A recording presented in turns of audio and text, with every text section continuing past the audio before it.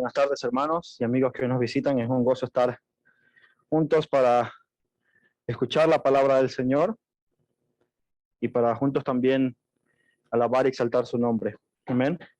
Vamos a comenzar con una oración y luego entramos a la meditación del día de hoy. Padre, Creador, tú que eres Rey, soberano sobre todo el universo, queremos darte gracias por la manera en cómo nos has permitido tener vida.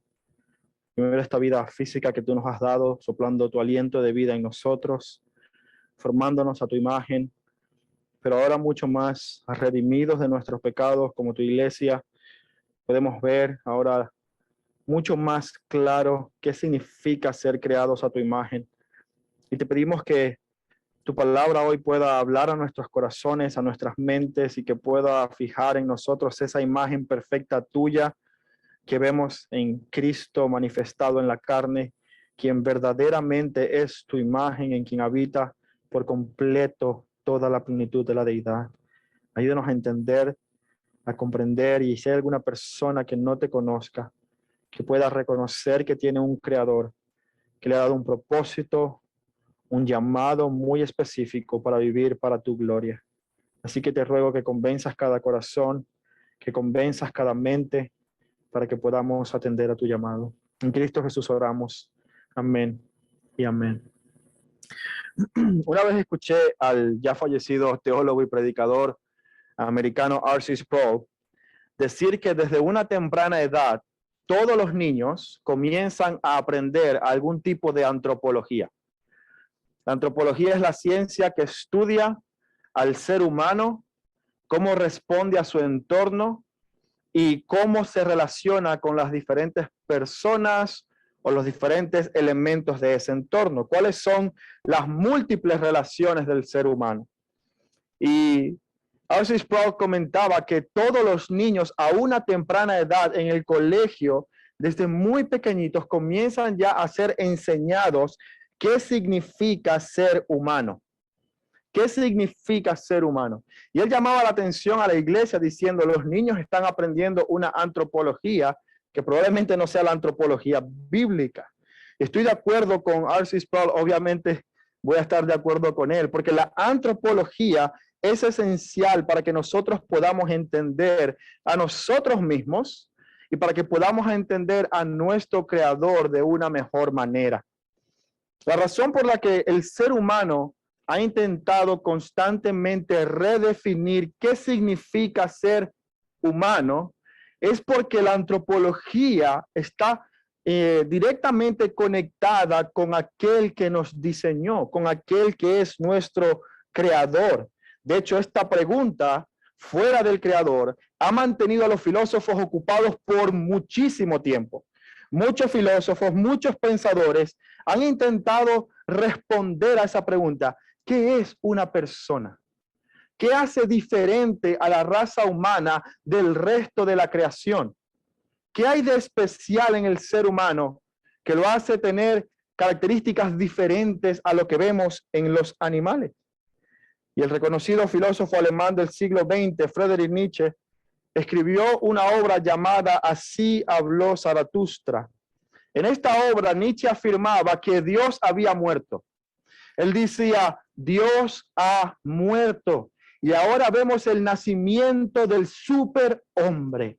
Un hombre que ahora es libre, un hombre que ahora es capaz, un hombre superior que va a llevar a la raza humana a una evolución social jamás experimentada. Y muchos cuentan que este mismo pensamiento fue lo que llevó a muchos a buscar una mejora racial, porque el ser humano que había en esa época era decadente, no era suficiente, y tenía que haber un superhombre, alguien que pudiera llevar a cabo un liderazgo de toda la raza humana al siguiente nivel. Nietzsche proponía que aquellos que eran débiles, que no aportaban nada a la sociedad, debían poco a poco ir siendo eliminados para que esta raza de superhombre pudiera entonces mantenerse. Y en una anécdota contada también por un predicador, menciona que En una ocasión, Adolf Hitler regaló una copia de este libro a sus más íntimos amigos, quienes luego serían los dirigentes de la Alemania nazi. Así habló Zaratustra. Y esto llevó este pensamiento de redefinir qué significa ser humano, llevó a este continente, al continente europeo, no hace muchos años atrás, a debatir seriamente si los judíos eran o no considerados personas, si eran considerados seres humanos. Y ya sabemos nosotros cuál fue la conclusión del debate. Usaron estos pensamientos catalogando a un grupo de personas, a una raza, como infrahumanos para justificar actos completamente atroces. Buscando una raza superior, buscando la raza aria, redefinieron qué significa el ser. El autor David Livingstone, en su libro Menos que un humano, la psicología de la crueldad, él habla sobre las convicciones psicológicas que están subyaciendo en el fondo de todos los genocidios y los maltratos que hemos visto en la historia de la humanidad. En las mismas palabras de este hombre, dice que hay un proceso que se llama la deshumanización. Y la deshumanización consiste en un grupo de personas que percibe a otro grupo como infrahumano, como menor o inferior a un humano, como si fueran criaturas inferiores. Y añade, la deshumanización les permite excluir a este grupo del universo moral y les permite realizar actos que, si no fuera porque los consideran infrahumanos, serían psicológicamente imposibles de realizar. En otras palabras, antes de cometer cualquier atrocidad en contra de un ser humano, hay que redefinir qué significa ser humano, al menos para esa persona que es objeto de las agresiones. Ahora, como bien dice el libro de Eclesiastés y como han citado muchos hermanos, no hay nada nuevo bajo el sol. Esta deshumanización de las personas ha ocurrido a todo lo largo de la historia. Ocurrió con los negros en el tiempo de la esclavitud, diciendo que eran inferiores a los blancos.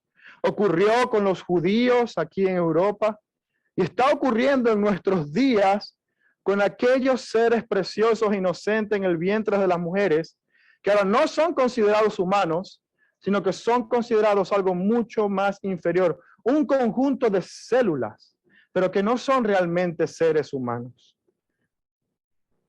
Pero eso nos deja a nosotros con una pregunta. ¿Qué define el ser? ¿Qué es lo que define? ¿Qué es lo que determina que una persona sea persona? Y para nosotros aquí en la iglesia, es importante que vayamos a la Escritura para entender qué define al ser humano desde la palabra de Dios. Y como la palabra de Dios es suficiente, en la primera página del Génesis, en el primer capítulo, ya nos responde esta pregunta. Así que quiero invitarlos a que lean conmigo Génesis capítulo 1, versículo del 26 al 31. Génesis capítulo 1, versículo del 26 al 31. Vamos a estudiar, vamos a aprender, vamos a hablar sobre cómo lo que define al ser humano es la imagen de Dios que está puesta sobre él. Génesis 1, 26, 31 dice lo siguiente. Entonces dijo Dios, hagamos al hombre a nuestra imagen, conforme a nuestra semejanza, y señoree en los peces del mar, en las aves de los cielos, en las bestias de toda la tierra, y en todo animal que se arrastra sobre la tierra. Y creó Dios al hombre a su imagen, a imagen de Dios lo creó, varón y hembra los creó. Y los bendijo Dios y les dijo, fructificad y multiplicaos, llenad la tierra y sojuzgadla, y señoread en los peces del mar, en las aves de los cielos, y en todas las bestias que se mueven sobre la tierra. Y dijo Dios, he aquí os he dado toda planta que da semilla que está sobre la tierra, y todo árbol que hay fruto y que da semilla os serán para comer. y a toda bestia de la tierra, y a todas las aves de los cielos, y a todo lo que se arrastra sobre la tierra en que hay vida, toda planta verde les será para comer. Y fue así, y vio Dios todo lo que había hecho, y aquí que era bueno en gran manera, y fue la tarde y la mañana, el día sexto. Nos encontramos en el último día de la creación. Dios ya ha pasado 5 días creando este entorno, organizando todo este entorno en el que Él va a poner ahora seres vivientes. De hecho, ya ha puesto animales, aves, peces que están habitando estos entornos creados por Dios. Pero llegamos entonces a un día especial en la creación. Y vemos que es un día especial porque lo primero que notamos incluso es un cambio en la forma en cómo Dios habla y cómo Dios anuncia su acto creador. Hasta este momento vemos que Dios ha dicho, sea la luz, haya una expansión entre las aguas o produzca la tierra. Dios está hablando en una manera en la que comanda que sea hecho y es hecho. Pero vemos que en el versículo 26 hay un cambio en la manera en cómo Dios anuncia su acto creador. Ya Dios no dice, sea el hombre. Dios dice, hagamos al hombre a nuestra imagen y semejanza. Y el segundo cambio que vemos en esta forma de hablar es que Dios hasta este momento, cuando ha creado todo según su género y según su especie. Fíjense cómo dice en Génesis 1:11. Después dijo Dios, produzca la tierra hierba verde, hierba que da semilla, árbol de fruto que dé fruto según su género, que su semilla esté en él sobre la tierra, y así fue.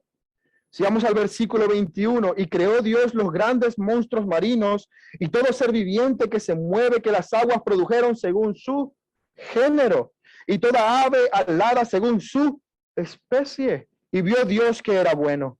Versículo 24, y luego dijo Dios, produzca la tierra seres vivientes según su género, bestias y serpientes y animales de toda la tierra según su especie.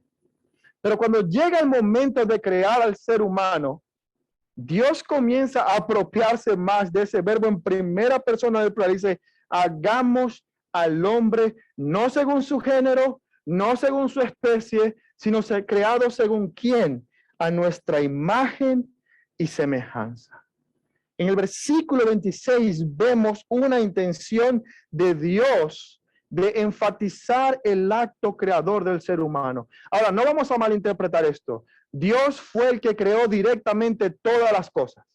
Las plantas, la tierra, todos los animales fueron un resultado directo del acto creador de Dios. Pero el cambio en el lenguaje no significa que Dios se implicó más, significa que Dios está haciendo un énfasis en este acto creador porque va a ser diferente al resto de la creación. Dios está diciendo a yo lo voy a hacer diferente al resto de mi creación. Mi creación es buena. Mi creación tiene un género, tiene una especie, pero lo que voy a crear ahora va a ser según mi imagen y mi semejanza. Ahí tenemos el cambio del lenguaje para enfatizar la importancia que Dios va a dar a la creación del ser humano. Ahora quiero explicar algo brevemente, porque el uso del plural, algunas personas lo usan como un argumento a favor de la Trinidad. Y nosotros como cristianos creemos en la Trinidad y creemos que se afirma desde Génesis hasta Apocalipsis. Pero en Génesis 1:26, la forma del plural que encontramos no está hablando de una pluralidad en el individuo. De hecho, Dios en todo el Antiguo Testamento quiere promover una idea al pueblo de Israel y es la idea del monoteísmo. ¿Por qué? Porque todas las otras civilizaciones hasta este punto eran politeístas. Todos tenían diferentes dioses. Todos veían en los elementos de la naturaleza una deidad. Pero el relato en Génesis nos está diciendo que es una crítica a las religiones del antiguo Medio Oriente que creían en dioses múltiples expresados en la naturaleza. Pero Génesis 1 nos dice, Dios, uno solo, un solo Dios fue el creador de todas las cosas, aún del sol y de la luna y también del ser humano. Vemos que Dios está hablando en plural, probablemente porque se está dirigiendo a los ángeles. Algunos teólogos dicen que Dios está hablando al consejo celestial de ángeles. Otros dicen que se trata de un plural majestativo. Pero lo que nos dice la gramática en hebreo es que no se está refiriendo a la Trinidad necesariamente, sino que Dios está hablando con los seres celestiales. Y les dice, vamos a hacer, hablando de Él va a crear al ser humano a su imagen perfecta. Esto es como cuando en el pasado, en el antiguo castellano, decían al rey, mi rey, vosotros decidís qué hacer con los prisioneros. Pero están hablando al rey. Pero hablan en plural para demostrar la majestad y exaltar la relevancia de la persona que se tiene delante. Probablemente este es el uso en la gramática hebrea que se está dando a este verbo. Pero en cualquier caso, lo que podemos observar es que Dios hace un énfasis diferente cuando llega al punto de crear al ser humano. Y en este énfasis es muy interesante porque aunque toda la creación revela el poder y la sabiduría de Dios, solamente el ser humano es creado a su imagen. Toda la creación nos muestra cuán inteligente, cuán sabio, cuán poderoso es la creación. Cuando usted ve, por ejemplo, el ciclo de la lluvia, usted dice, wow, hay que tener inteligencia, hay que tener sabiduría, hay que tener poder para tener la capacidad de organizar el ciclo de la lluvia de una manera tan perfecta como lo hizo Dios. Cuando usted ve un perrito, los perritos que son preciosos, qué inteligencia, qué creatividad tiene Dios que creó a un animal tan tierno, tan leal, tan fiel y que es que es un buen match con el ser humano para ser su mascota. Toda la creación nos muestra que Dios es un Dios sabio, inteligente y creativo, pero solo uno en la creación tiene la capacidad de mostrar la imagen del Creador, y ese es el ser humano. Y encontramos entonces en Génesis 1:26 al Señor diciendo, hagamos al hombre a nuestra imagen y semejanza. Todo lo que fue creado fue según su especie, pero el ser humano fue creado conforme a la imagen de Dios. Ahora es interesante, pero cuando Dios dice hagamos al hombre, no se está refiriendo al género masculino únicamente. La palabra hombre en este versículo es la palabra ha-Adam. De hecho, de ahí viene el nombre Adam.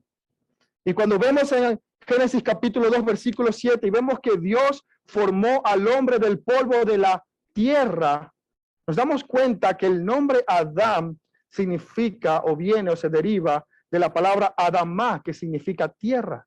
En un sentido, lo que Dios está diciendo es, voy a hacer al género humano, voy a hacer al hombre, dice el versículo 7 del capítulo 2, entonces Jehová formó al hombre, ha-Adam, del polvo de la tierra, ha-Adamá, y sopló aliento de vida en su nariz. Vemos que Dios creó al género humano, hombre y mujer, los dos por igual reflejando la gloria y la imagen de Dios, ambos por igual creados con la misma dignidad, con la misma posición delante de Dios. De hecho, en el versículo 28 encontramos que Dios los bendijo a ambos por igual. Génesis 1:28 dice, y los bendijo Dios y les dijo, ¿a quién? ¿Al hombre solamente? No, al hombre y la mujer les dijo, fructificad, multiplicaos, llenad la tierra y sojuzgadla. Tanto el hombre como la mujer son creados iguales delante de Dios. Ambos tienen la misma bendición de parte de Dios. Ambos tienen la misma responsabilidad delante de Dios. Ambos tienen los mismos derechos delante de Dios. Ambos tienen la misma tarea de reinar sobre la tierra, reflejando el carácter de Dios. Rey y reina de la creación, ambos en una forma complementaria tienen que mostrar quién es el creador al resto de la creación. Ambos tenían un trabajo que hacer. Ambos tenían una libertad para disfrutar en el Edén y una imagen que reflejar.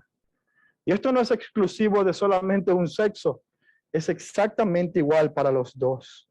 Pero en esta igualdad que la Biblia afirma, también vemos una diferencia muy clara. Dios creó varón y hembra. Hay mucha gente hoy que piensa que Dios se ha equivocado en su creación, haciendo varón y hembra. Hay mucha gente por allí que piensa que Dios se equivocó con el cuerpo que le dio, varón o hembra. Pero hermanos y amados amigos, Dios es sabio y Dios es mucho más sabio que tú y yo. De hecho, la creación solo es posible por el poder de Dios, no por el nuestro. Dios es el que determina qué es lo bueno y qué es lo malo. Y los sexos, hombre y mujer, son parte del diseño de Dios para su creación. Ir en contra del diseño de Dios es únicamente necedad. El hombre y la mujer, masculinidad y feminidad, ambas por igual reflejan quién es el creador. Y vamos a ver esto mucho más adelante cuando estemos en el capítulo 2, de qué manera la masculinidad y de qué manera la feminidad muestran al creador y reflejan su imagen. Pero en este capítulo 1 es suficiente decir que ambos son creados a imagen de Dios. Ahora, ¿qué significa imagen de Dios? ¿Alguna vez se ha preguntado eso? Creo que de alguna manera todos hemos escuchado que somos creados a la imagen de Dios. Pero ¿se ha preguntado usted qué significa eso? ¿Qué significa que el ser humano posee la imago Dei, la imagen de Dios impresa en su ser? Muchos han dicho muchas cosas que son erróneas, que no son bíblicas, y quizás para entender qué significa ser creado a la imagen de Dios, tenemos que empezar a entender qué no significa ser creado a la imagen de Dios, para que podamos comparar. En primer lugar, ser creado a la imagen de Dios no significa que somos mini dioses. Hay algunos por ahí que dicen, bueno, si Dios te creó y Él es tu papá y Él es Jehová, pues tú eres un Jehová Junior. Hermanos, no hay cosa más herética que eso. No somos mini dioses en el sentido que Dios es Dios. No tenemos divinidad inmersa en nuestra naturaleza. Hay algunos que dicen que Dios está en todos. Hermanos, la imagen de Dios está en todos. Pero Dios, su ser, está completamente separado de su creación. Hay algunos que dicen, tú quieres conocer a Dios, busca dentro de ti. Y yo diría, bueno, no es lo que dice la Biblia. La Biblia dice claramente que Dios está separado de su creación, que Él se acerca, pero que no es parte de su creación. Nosotros no somos mini dioses. Tampoco tenemos potencial para llegar a ser Dios. En ningún momento nosotros vamos a llegar a un estado de desarrollo espiritual en el que vamos a ser dioses. El ser humano es portador de la imagen, pero no comparte la divinidad de Dios. En segundo lugar, tampoco significa que somos la imagen física de Dios, porque Dios no tiene cuerpo. De hecho, si yo hubiese sido creado a la imagen de Dios físicamente, usted diría, wow, pero Dios es feo. Gracias a Dios que no, porque físicamente no es lo que representa. No es la imagen física de Dios. Cuando la Biblia habla de que Dios tiene un brazo que no se cansa, no está hablando de que Dios tiene mucho músculo. Dios no tiene cuerpo, ni siquiera tiene un sexo. Dios se identifica a sí mismo como padre, pero no tiene un sexo. No es hombre o mujer. Él decidió mostrar su naturaleza por medio del hombre y la mujer complementándose, porque ambos lo muestran por igual, en diferentes roles. Pero Dios habla en términos antropomórficos para que nosotros podamos entenderle. El ojo de Dios está sobre toda la tierra. ¿A qué hace referencia? ¿A la que tiene un ojo muy grande? No, hermanos, no es algo físico, es algo metafórico. Dios ve todo porque su presencia está en todo lugar. De manera que en primer lugar, no significa que somos mini dioses. Y en segundo lugar, no significa que Dios tiene esta apariencia física como nosotros. Pero ¿qué significa entonces ser creado a la imagen de Dios? En primer lugar, que compartimos ciertas características con Él. Por ejemplo, su personalidad. Y usted dirá, ¿qué palabra es esa de personalidad? significa la cualidad de ser persona. Dios, es un ser que tiene inteligencia, Él tiene capacidad cognitiva, Él puede saber, Él tiene sabiduría, inteligencia, conocimiento. Pero también es un Dios, es un ser que tiene capacidad volitiva. Dios puede tomar decisiones. Él tiene una voluntad que expresa, pero también tiene emociones. Dios es un Dios que tiene emociones. Él se entristece, experimenta la ira santa, la ira justa por el pecado. Él siente indignación cuando ve el sufrimiento producto de la maldad. Dios experimenta emociones de una manera sana. Y en cuarto lugar, Dios es un ser moral. Dios es la definición de bueno por naturaleza. Es un ser que tiene la capacidad de juzgar lo bueno y lo malo. Yo le pregunto, ¿no compartimos nosotros absolutamente todas estas capacidades con Dios? No importa si usted tiene un brazo o un solo hígado, usted tiene estas capacidades. Dios creó al ser humano con esta capacidad porque estas capacidades son las que reflejan su ser. Dios es creador, no ha dado al ser humano la capacidad de crear. No podemos relacionarnos con Él por medio del conocimiento de Dios, por experimentar su amor, por conocer su ley y obedecerla. La capacidad cognitiva, afectiva, volitiva y moral son capacidades que Dios nos ha dado por haber sido creados a su imagen. Un perro, un animal, no va a la cárcel cuando mata a otro. Cuando un tigre mata a una cebra, no es puesto preso. Y gracias a Dios, porque estarían llenas de tigres las cárceles. Pero cuando un ser humano mata a otro, inmediatamente hay un juicio moral en nuestras mentes. Aunque no sea legal, en nuestras mentes, inmediatamente tenemos la capacidad de decir esto es bueno o es malo. El león cuando se come a otro no tiene ningún tipo de remordimiento. Pero el ser humano sí, porque ha sido creado a la imagen de Dios. En primer lugar, somos creados a la imagen de Dios porque somos personas. Pero en segundo lugar, también hay otros atributos que debemos reflejar por medio de la forma en cómo nosotros vivimos en este mundo. Génesis 1:28 dice que el Señor los bendijo y les dijo lo siguiente: fructificad, multiplicaos, llenad la tierra, sojuzgadla y señoread. Señoread. El ser humano fue llamado por Dios para ejercer dominio sobre toda la creación, reflejando el dominio y reinado bondadoso de Dios sobre el universo. Hay algunos atributos de Dios que el ser humano tiene que mostrar por la manera en cómo ejerce dominio de la creación. Dios es un Dios bondadoso, benevolente, generoso, protector, cuidador. Él es buen administrador de lo creado. Él es productivo. Él tiene absolutamente la capacidad de crear y de generar todas las cosas. El ser humano tiene el llamado de usar la creatividad, la cultura, la ciencia para extender el reino de Dios sobre la creación. El Edén estaba solo en una parte de toda la tierra. Y el ser humano tenía la responsabilidad de extender por medio de su labor y de su cuidado de la creación el reino de Dios en el universo.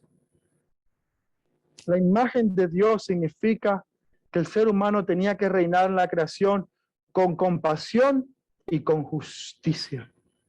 Con compasión y con justicia. Pero lamentablemente esto no es lo que sucedió. Aún después de la caída, la imagen de Dios sirve como un protector para el ser humano. Después de la caída del ser humano, la imagen de Dios servía como un sello que decía, cuidado, cuidado, cuidado. En Génesis capítulo 9, versículo 6, Dios dice lo siguiente: el que derramare sangre de hombre, por el hombre su sangre será derramada.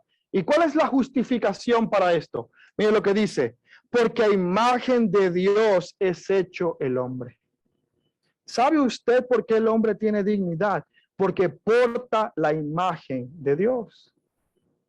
Y la imagen de Dios es lo que nos tiene que llevar a tratar con compasión, con justicia, con misericordia, aún al peor de los criminales.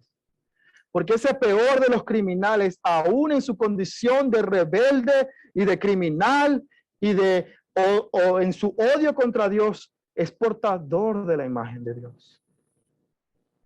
Todo ser humano tiene dignidad porque porta la imagen de Dios. Aún después de la caída, Génesis 9 viene después de Génesis 3.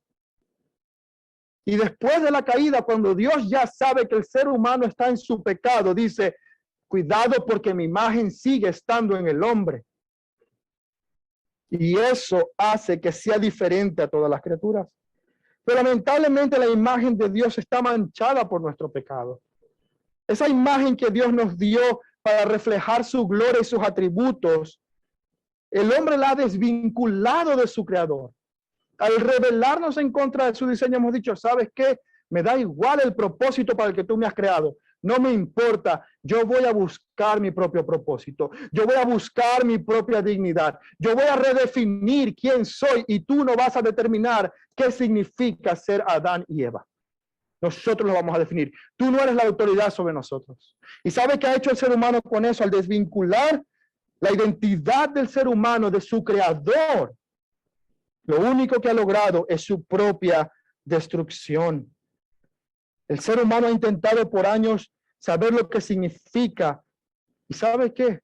Solo ha causado destrucción, dolor, muerte, frustración, opresión. En todas las relaciones vemos que cuando se deshumaniza o cuando se trata a otro como inferior a un ser humano, eso es una carta de libertad para cualquier tipo de abuso. Ahora usted dirá, bueno, quizás yo no soy así. Quizás yo no estoy abusando de nadie. Y bueno, gracias a Dios que no lo estás haciendo. Pero a lo mejor también estás viviendo para tu propia gloria y no reflejando la imagen de aquel que te creó. Tú podrás decir, bueno, yo no estoy ni tratando a nadie como perro, yo respeto a todos. Pero sabes que cuando Dios puso su imagen en ti, la hizo para que tú vivas reflejando su carácter, no tu pecado.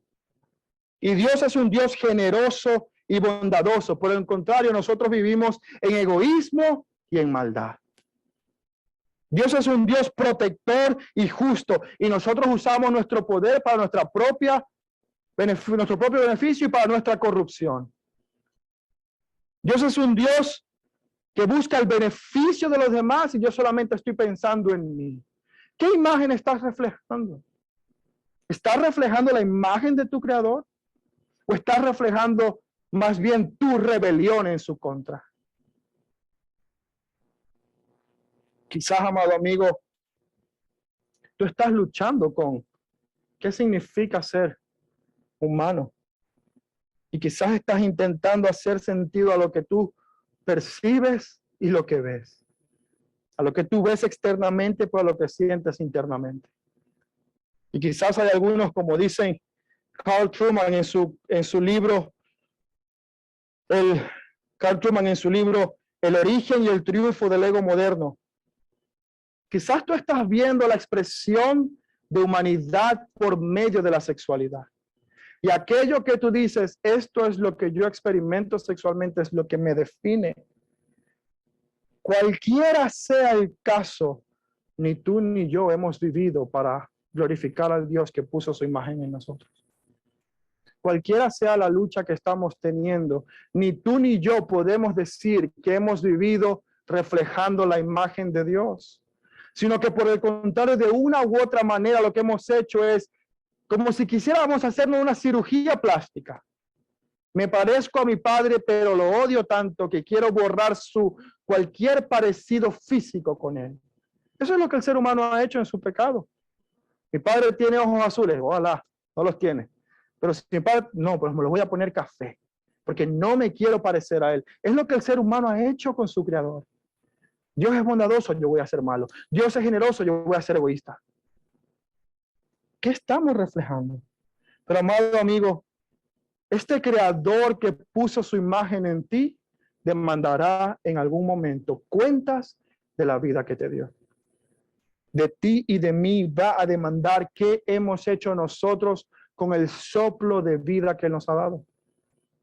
Y Él va a exigir un día en su juicio diciendo, tú tenías conocimiento. Tú eres creado a mi imagen. Tú sabías lo que es bueno y lo que es malo. Pero va a ser muy tarde. Pero en su amor, en su misericordia, este creador vino a este mundo en la persona de su Hijo Jesucristo. Este hombre y Dios al mismo tiempo, encarnado, es la imagen visible del Dios invisible. Es aquel que representa perfectamente la deidad de Dios. Jesucristo no es hecho a la imagen de Dios, Él es la imagen de Dios. En Él habita la plenitud de la deidad. En Él físicamente vemos a Dios. Él es la imagen de Dios. Y nosotros que somos llamados a reflejar la imagen de Dios, en nuestro pecado tenemos que arrepentirnos y venir a Jesucristo, a aquel que verdaderamente nos puede mostrar cómo se vive mostrando la imagen de Dios. Colosenses 2:9 dice que en Él habita corporalmente la plenitud de la deidad. Por eso Jesucristo es llamado el nuevo Adán, el nuevo hombre. Porque tú y yo hemos fallado en vivir para el propósito que Dios nos creó. Pero Jesucristo, cuando vino a esta tierra, vivió en perfecta obediencia, vivió perfectamente obedeciendo la ley moral, sin cometer ningún pecado y reflejando el reinado del Padre de una manera perfecta. Por eso te digo, hermano, amigo, ven a Jesucristo.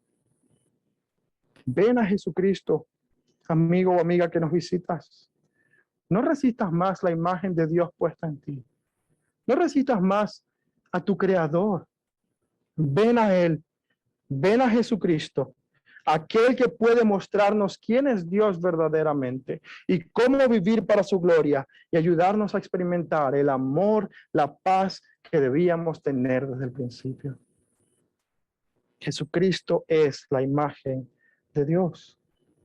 Una manera más fácil de entender esto puede ser si entendemos al sol y la luna. Muchos sabemos que la luna no tiene una luz propia. La luna refleja la luz que recibe del sol. Por eso solamente vemos algunas partes de la luna, porque solamente refleja la luz en aquella parte de su superficie que el sol da su luz. Y así somos nosotros. Nosotros somos lunas que estamos llamados a reflejar la imagen de Dios. Pero ¿quién es la luz propia?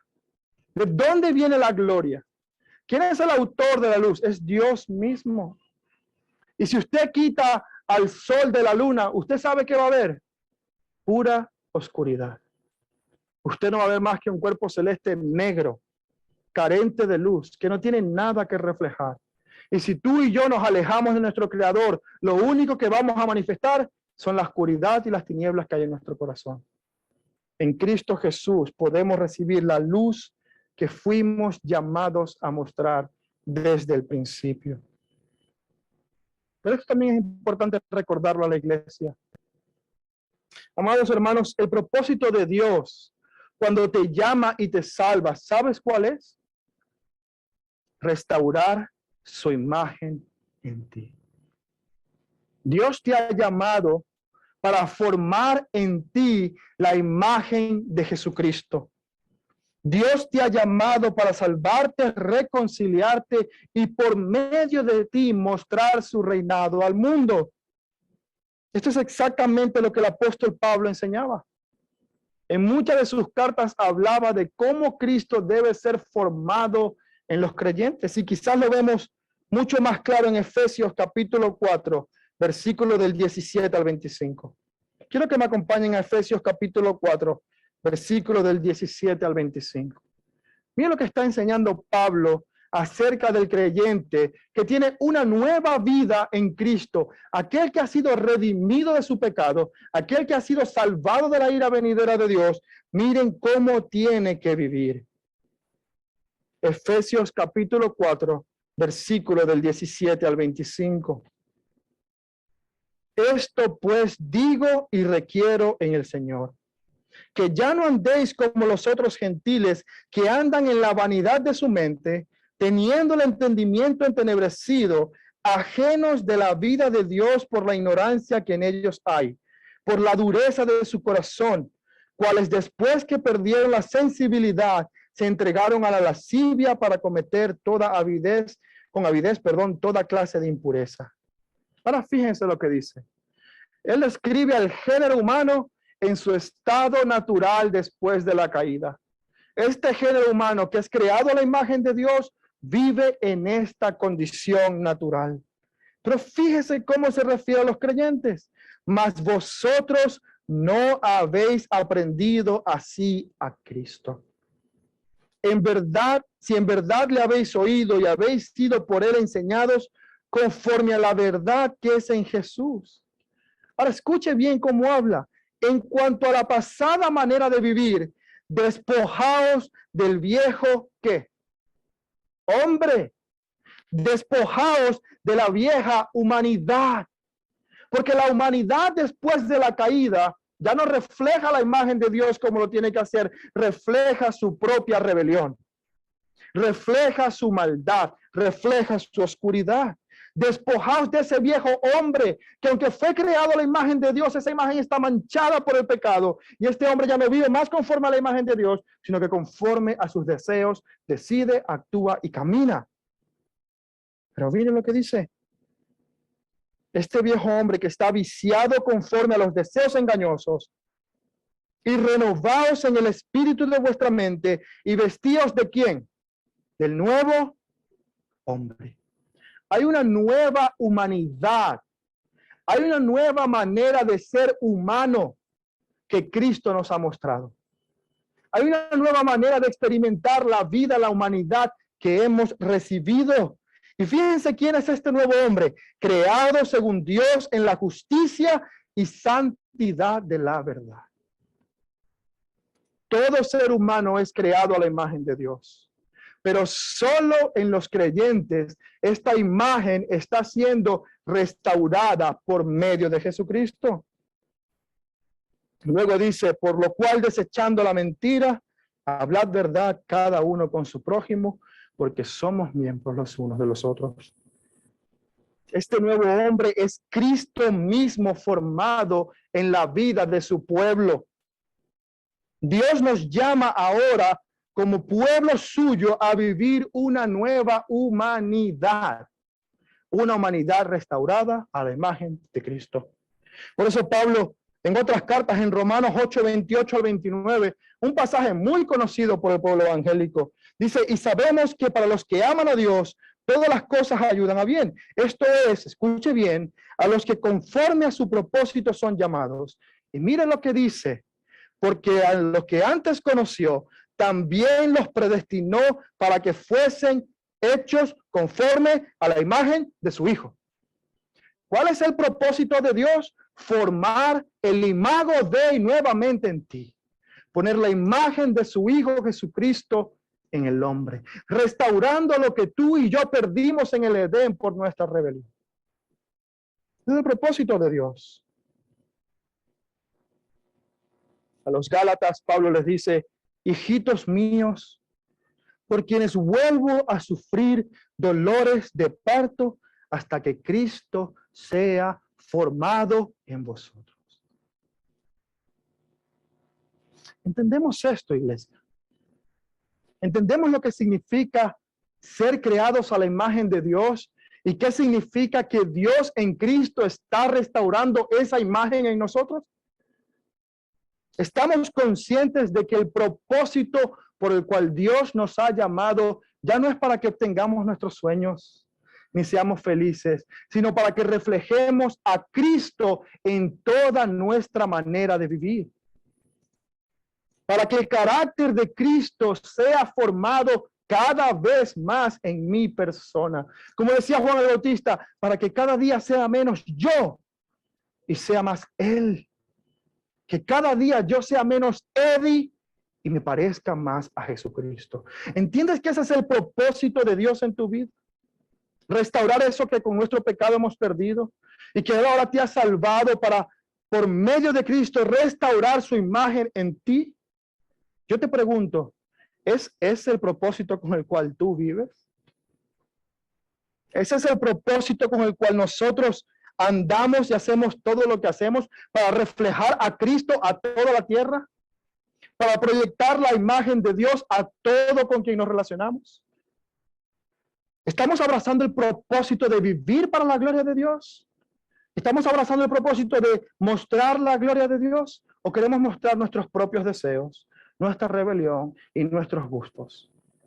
Con papi Dios que ahora me da lo que quiere. Aquel que ha nacido de nuevo tiene un profundo deseo de vivir según la nueva humanidad que es en Cristo Jesús. Y quiero repetirlo, porque si este no es tu deseo, entonces te animo a que reflexiones sobre lo que hay en tu corazón. Todo el que ha nacido de nuevo tiene un deseo profundo de vivir según la nueva humanidad que es en Cristo Jesús. Y si usted dice, ¿cómo es esa nueva humanidad? Termine de leer Efesios. Y usted va a ver cómo se describe al nuevo hombre. O a Colosenses. Y va a ver cómo se describe al nuevo hombre. O toda la Biblia. Y usted va a ver la voluntad de Dios expresada claramente. Este llamado a ser la imagen de Dios es un llamado también a ser fructíferos. La bendición que Dios le da en Génesis 1:28 a Adán y a Eva se cumple posteriormente en la iglesia en Mateo 28:18-20. Que Dios le dice en Génesis y les bendijo Dios y les dijo: fructificad, multiplicaos, llenad la tierra y sojuzgadla. En otras palabras, Adán y Eva fueron llamados a extender el dominio de Dios en toda la tierra creada, a extender el Edén, reinando, mostrando la misericordia, la justicia y la verdad de Dios. Pero en un sentido, la iglesia, quienes ahora somos la imagen de Cristo, quienes ahora reflejamos a Cristo a las naciones, tenemos que cumplir este mismo llamado. En Mateo 28:18, el Señor llama a aquellos en quien está restaurando su imagen y dice: toda autoridad me es dada. Yo soy el Rey. Y tu iglesia extiende mi reino, reflejando mi gloria, engendrando no hijos físicos conforme a mi imagen, sino hijos espirituales en quien yo voy a restaurar esa imagen perdida. Nosotros como iglesia, creados a la imagen de Dios, tenemos que ser fructíferos y extender el reino de Dios para su gloria. Y podemos cumplir en este sentido espiritual este llamamiento. Hermanos, ¿tenemos hijos espirituales? ¿Estamos siendo fructíferos como cristianos? ¿Estamos cumpliendo ese llamado que Dios ha dado desde Génesis hasta Mateo y que veremos hasta Apocalipsis? El autor Bruce Waltke hace referencia a Cristo como la imagen de Dios de la siguiente manera: aquel que de una manera exclusiva es la expresión de la persona de Dios, el Hijo del Hombre, que vendrá en las nubes, es la verdadera imagen de Dios. Él es el verdadero Rey de Dios en la tierra. Él trae salvación a una humanidad caída. Él completa perfectamente la doble función de la humanidad. Hace de la iglesia su esposa y llena la tierra de hijos espirituales. Entendemos que nosotros como iglesia estamos llamados a producir hijos espirituales que extiendan el reino de Dios. Cristo es el Rey que reina para la gloria de Dios. Y nosotros como iglesia seremos fructíferos a la medida que llevemos a cabo aquella tarea para la que Él nos llamó de nuestras tinieblas a su luz admirable. Para concluir, hermanos y amigos, ¿qué significa ser humano? Cuando intentas definir el ser, cuando intentas definir tus propósitos, cuando intentas descubrir quién eres, no busques dentro de ti, no busques en la filosofía, no busques únicamente en la ciencia. Busca a tu creador. Aquel que define el ser es el hacedor del ser. Aquel que define tu propósito es aquel que ha puesto su imagen en ti. Que Dios nos ayude a vivir mostrando su imagen en toda la tierra, extendiendo su reinado para su gloria. Amén. Vamos a orar. Padre, gracias te damos, porque tú eres misericordioso. Y con todo lo que tú nos has dado, todo aquello que tú nos has regalado por tu pura gracia, muchas veces lo despreciamos. Y si no lo despreciamos, somos perezosos, somos faltos de entendimiento, somos faltos de ganas, de motivación. Pero yo te ruego, mi Dios, que esta verdad de que tu imagen ha sido formada en nosotros por medio de Cristo, que ha sido restaurada, despierta en nosotros el deseo de vivir extendiendo tu reino para tu gloria.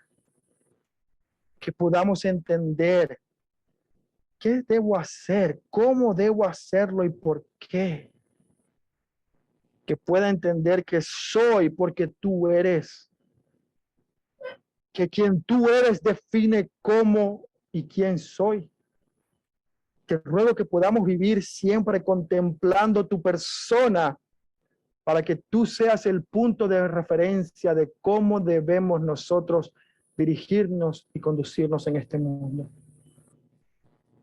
Y te pido también por tu iglesia, mi Dios, para que a tu iglesia le permitas entender que hemos sido llamados a vestirnos de la nueva humanidad que es en Cristo.